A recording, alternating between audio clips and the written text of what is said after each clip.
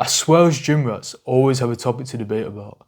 It might be protein intake, training routines, sets and reps, and failure or training to failure is one of them. There's usually two groups. One group advocates training close to failure, and the other group advocates training to failure. I'm in neither camp, and currently I do neither. But before we get into that, let's define what failure actually means. Failure is short for muscular failure. And what that means is when you're completing a set of an exercise, you're repping until you physically can't anymore without sacrificing form. So it's lucky I'm in the gym because I can just show you. Let's say you're doing hammer curls. You're repping, and as you progress through the set, the reps slowly start getting slower. And you reach a point where you just can't lift. Like, it doesn't go up anymore. You're lifting, you're repping, you get to here, you just can't move anymore unless you swing, and that's sacrificing form. Training close to failure, on the other hand, is stopping 1 to 2 reps short. So you're repping, and when you notice the reps starting to get slower and slower, and you know within the next couple of reps, you're not going to be able to complete that rep, that's when you stop. In my experience though, neither is better than the other. I think they both have a time and a place. That is a time and a place for either technique. And it really boils down to your goals at the time. Let's say you're in a cut. By definition, when you're cutting, you're in a calorie deficit. So that means you're eating less calories than you're expending. And usually at the start of a cut, you feel fine. Like your hunger, energy levels, everything feels normal. You're losing fat and you feel good. It's a win-win. But eventually, as your cut progresses, depending on how fast you're cutting and for how long, your hunger's going to increase and your energy levels are going to plummet. On top of that, your metabolism will begin to slow and your recovery will get worse. Because of those reasons and more, eventually your workouts won't feel as good as they used to. You're not going to train with the same intensity as you could in a maintenance phase or in a bulking phase.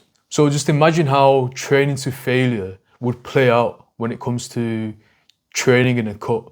When you're training to failure, you're pushing your body hard, but currently your recovery is suboptimal. So after session after session after session, maybe after a couple of weeks, all that fatigue and muscular soreness is going to build up because you're still pushing your body to failure, but your body can't keep up. It can't recover in time for the next session. So when it comes to the next session, you're training to failure again. Your body's still sore. The session after that, you're training to failure again. Your body's still sore. You're not giving your body the time or the energy it needs to recover. And because of that, fatigue will just continue to build to the point where you might be forced to take a deload week just because you feel like crap. So in the case of a cut, training close to failure is the better option. Typically, when you're in a cut, you're not trying to gain muscle mass, you're trying to maintain it as best as you can because realistically, that's what you can hope for. You're in a calorie deficit. Unless you're a beginner. If you're a beginner in like your first year of training, technically you can gain muscle mass whilst in a calorie deficit. But if you're an intermediate or advanced lifter, like 2 to 3 years in, you're going to find it a bit more difficult to gain muscle mass whilst in a calorie deficit. So your best bet is to maintain. And to do that, training to failure isn't necessary. Training close to failure should provide enough of a stimulus for you to maintain your muscle mass whilst you're shredding fat for the duration of your cut. Given that you're cutting smart, you're not in a severe calorie deficit, you're not doing a stupid amount of cardio just to lose fat as quickly as possible and sacrificing muscle at the same time. Now let's say you're in a maintenance phase.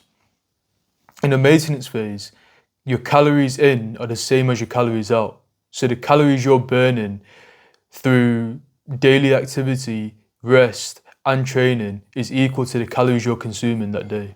And because of that, your weight should remain stable. Whilst you're maintaining, your hunger and energy levels are stable and your recovery is quite good. And if you're at maintenance calories, whilst keeping your protein high and weight training, you're going to gain muscle mass and lose fat at the same time. And that's what some people hope for when they're maintaining for a longer period of time. So since you have more energy, you can train harder, your recovery is better, and you're hoping to gain muscle mass, that's one of your goals in a maintenance phase, then training to failure is a better option. And that's because training to failure will damage your muscle fibers a little bit more, and because you're intaking more calories, your recovery should be better. Now let's say you're in a bulk. When you're bulking, you're in a calorie surplus.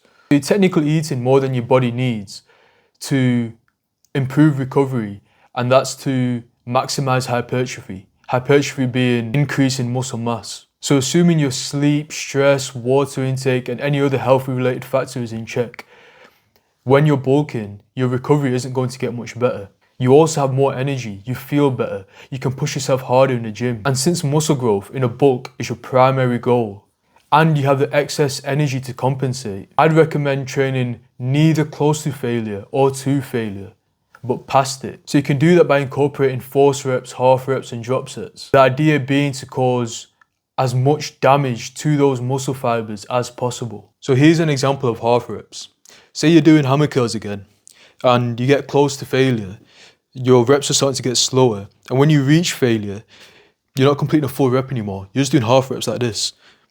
You can still feel a tension in your biceps. It's not as effective as a full rep, but that's not the goal. The goal is just to damage your muscle as much as possible. The effectiveness of doing things like that is debatable.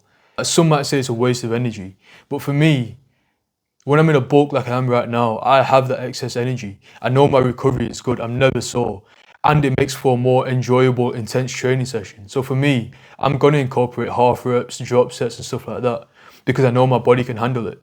That might not be the most optimal, but for me, I've seen the most growth, especially my chest, over the last few weeks of just doing half reps and drop sets. My phone cut off, so I have to record that last bit again. But let's say hypertrophy isn't your goal. Let's say your goal is strength or endurance. In those cases, your approach to training will be entirely different. Now let's say you're listening to shit like this and you're researching everything. That's good, but if you're not doing anything about it, if you're still at home doing nothing, then you're wasting time. That's precisely what I was doing a decade ago. When I was 13, 14, I'd be sitting in bed, watching YouTube videos about fitness, doing research into diets and training.